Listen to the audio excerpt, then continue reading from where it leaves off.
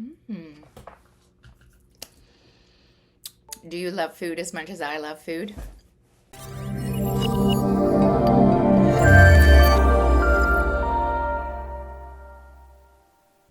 I'm Natasha, Koch with the Van City Home Team, and welcome to this Wednesday Wellness, where every week we talk about a different aspect of wellness. Now, I'm not a wellness expert.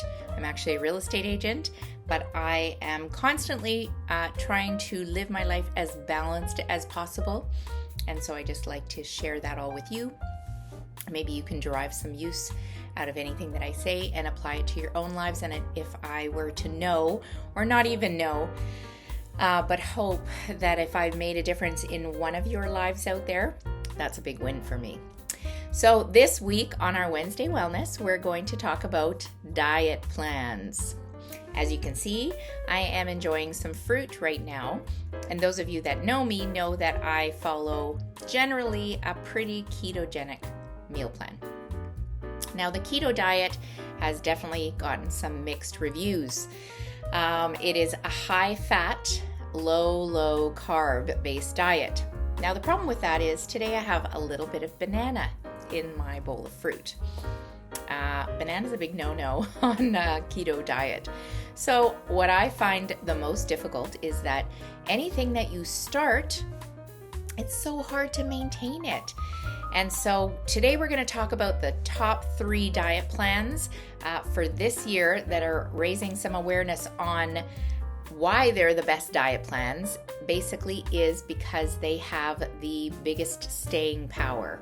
So let's talk about one of those, and believe it or not, keto is not on that list. So this is based out of the US, but obviously we follow suit to the US. So anybody that is looking to maybe try one of these diet plans, hopefully this information will help you. Okay, so the number one, and I'm sure you've heard of it because I know that I have, and it's quite similar actually to keto, is the Mediterranean diet. So Mediterranean diet, I always think of Greece because I really hope to go there this year.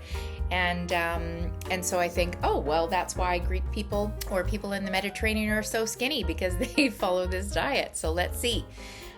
Basically, it came in at first place, and it's been in first place apparently 4 years in a row in this particular contest, I guess, of the top diets in the US. So it's a lot like other diets where it's not overly restrictive.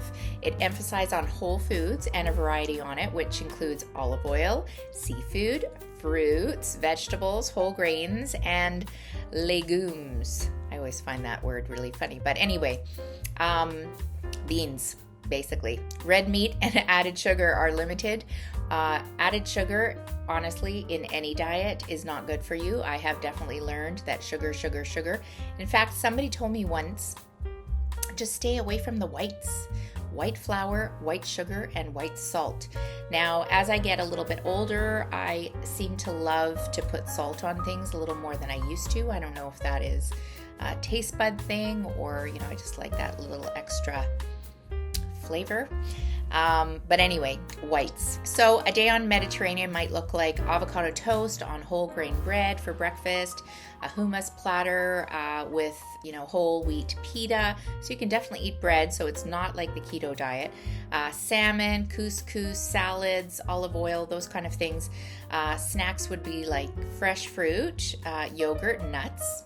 And one of the best features of the Mediterranean diet is that you can actually eat most of this stuff in a restaurant. So I don't know about you, but I actually go to restaurants because I'm in a hurry. And so grabbing something that is that would follow suit with the Mediterranean diet is a lot easier to do.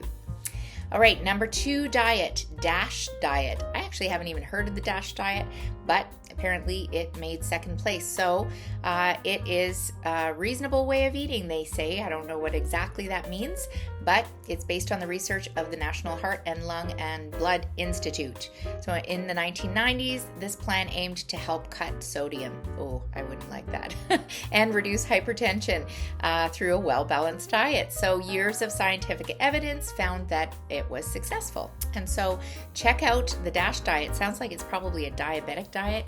It seems to emphasize on a lot of fruits and veggies at every meal, along with lean meats, seafoods, whole grains, and low-fat dairy products.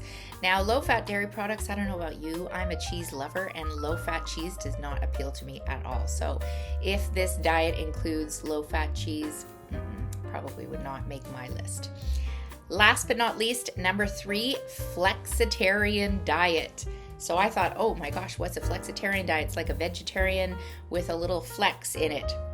Let's see what it is. It tied in with the DASH diet, actually. So it's pretty close to the DASH diet. So if you're doing some research, consult Google, DASH diet and flexitarian diet.